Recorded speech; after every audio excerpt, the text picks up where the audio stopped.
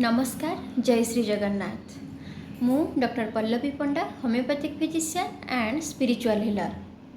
आज मु पचारिथिबा शेष प्रश्नर उत्तर देवी जे स्पिरिचुअलिटी सहित आम स्वास्थ्यर कौन संपर्क रही।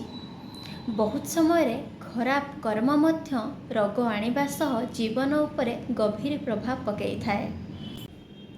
आम जीवनटा एते व्यस्तबहुल हो जाइछि जे केवल भल खाइबा, ऑफिस जिबा, घर काम करिबा एवं निज आशा आकांक्षा को पूरा करिबा पई यार भितरे घांटी होई मनीष निजर आत्मसमीक्षा करने को भूली जाउछि जे मु काहींकी जन्म नेछि, एही दुर्लभ मनीष जीवन भगवान काहींकी देइचंती।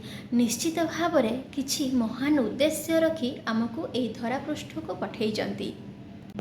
तेणु किछि नहेले भी रातिरे शोइबा समय रे थरे निजको पचारंतु जे मु आज दिन भितरे काहाकू मन, वचन किंबा कर्म माध्यम रे दुख, कष्ट, पीड़ा बा जंत्रणा देइनी तो। ता बाद आध्यात्मिकता कहिले लोक बुझंती जे मु एते टाइम पूजा करूची, उपवास करूची, मंदिर जाऊची, ता परे भी मु काहींकी कष्ट पाऊची। आज्ञा हाँ ठीक अच्छी, मंदिर जातु, पूजा करंतु, मंत्र उच्चारण करंतु, किंतु जहाँ भी करुचंती मनोयोग सहकार्य करंतु, निजको समर्पी दियंतु एवं सही कार्यरू आपनको आनंद मिलवा दरकार।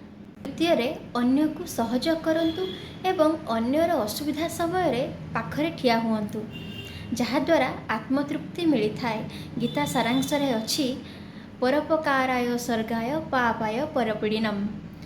खराब कर्म द्वारा रोग एवं अन्य को साहाय्य बा परोपकार करने द्वारा स्वर्ग प्राप्ति होता है। धन्यवाद।